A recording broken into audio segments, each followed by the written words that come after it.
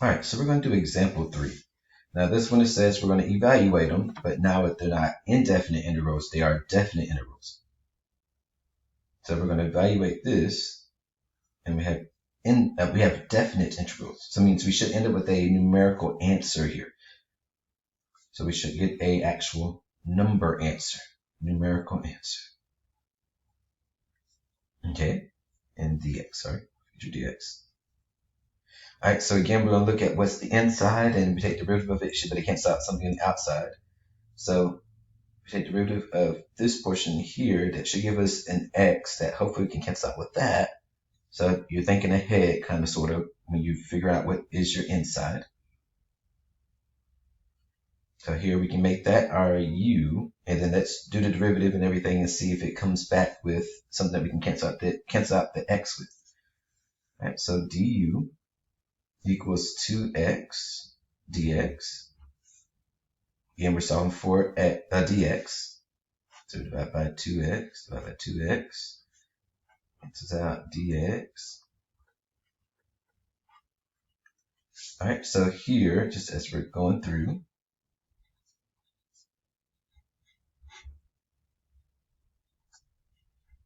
and you're like, wait, Mr. Hall, that's 2x, that's x.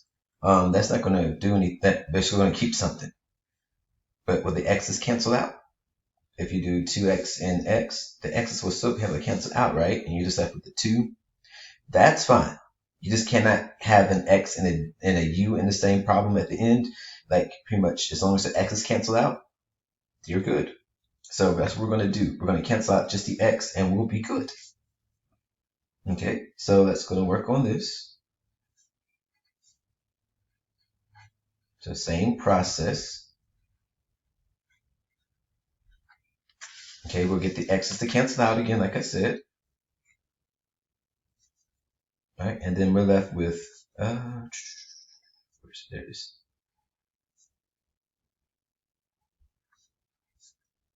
We have 1 over u squared du. Now with that, to make this easier to work with, we're going to go ahead and bring that u up. So we have one line, or a single line equation that we're dealing with. All right, and then we do our integration, add 1 and divide by the new exponent.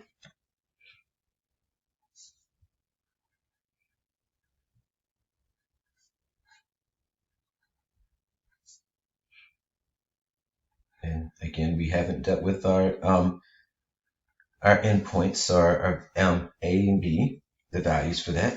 So we're going to substitute that in at the end.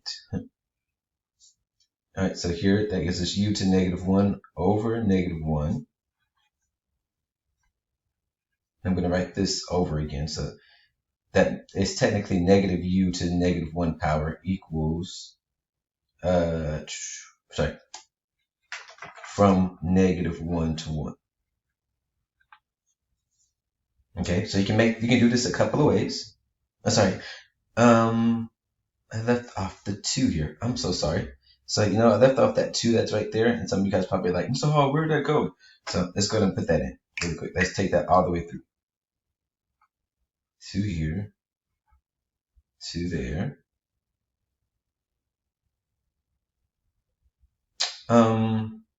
Yeah, we'll do that. But what I'm going to do, which hopefully you have space, I apologize if you did not have space for this. Let me do it down here. We can do the 1/2 in front, because I understood 1 here. And we can do the 1/2 in front, and then do our integration portion.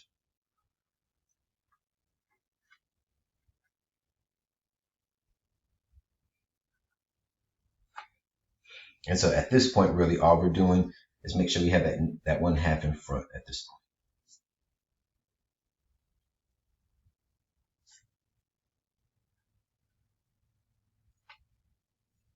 So we're doing is multiplying everything by 1/2. So I apologize, guys. I left that off.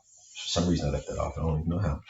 All right, so continuing on with this again, we have 1/2 times a -1 over u. It's going to be from 1 to -1.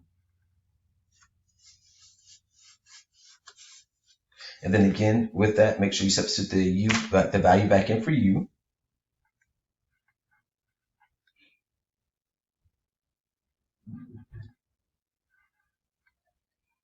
The x squared plus 1. And this is where we substitute the values in for 1 and negative 1 back into the problem. So we're doing f of b minus f of 1. Remember, that's your b, that's your a. So f of b minus f of a. So that's 1/2 times f of b, which is this portion here,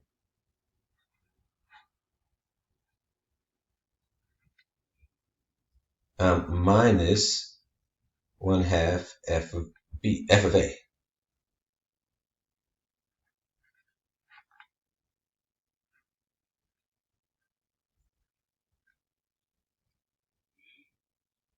Right, and then once you simplify all that down, you'll see that that would be 1/4, sorry, 1/4, sorry, negative 1/4, my bad, negative 1/4 plus, oh, you can't even see anything that I did right there. I'm so sorry. So again, this is our b right here. This is our a that we substituted in. Once we actually put them in, and you can stop the video real quick and write that down since I didn't have that shown for you. But this whole first portion is negative 1/4. This whole second portion is a negative 1/4 with another negative, which makes it a positive 1/4. And it gives us an answer of 0. I apologize for that, guys. You can't even see it.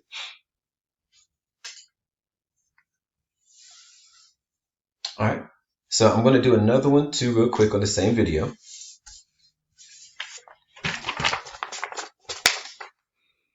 Okay. So I'm going to call this B. Same process. So again, as you see, it's the same process for each one of these. The only thing is the functions change and you have to figure out which ones are inside, which ones are outside. So here, again, when we do our derivative, it should cancel out either the x squared or the e. And if we look at this portion here, that's our inside function of e. So if we make that u, we can get that to cancel out with the x squared. So we du equals 3x squared dx. So x squared will cancel out. So that'll work. And again here,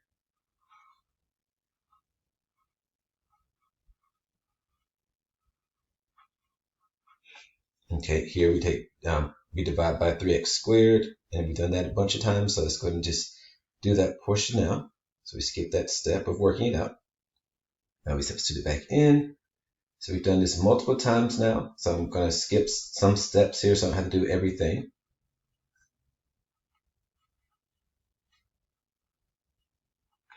Okay, cancel out the x squareds.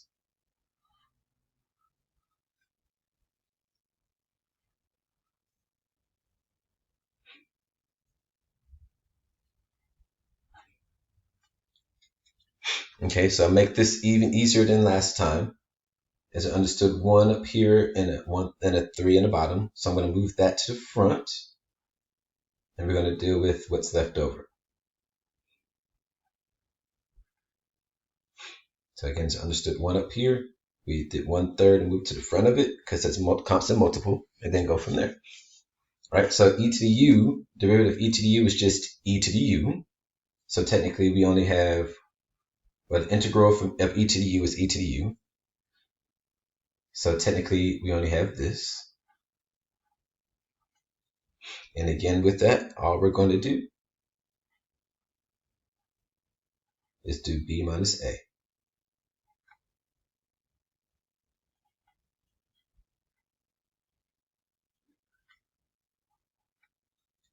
And with this part here, oh,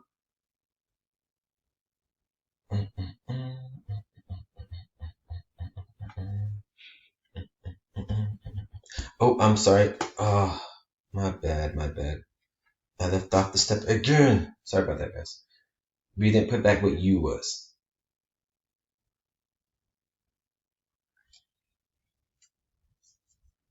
Jeez Louise. I'm sorry. Erase all of this. We did not substitute u back into it. My fault. So u is x cubed. So we go from 0 to 2. Then we go ahead and now substitute it in.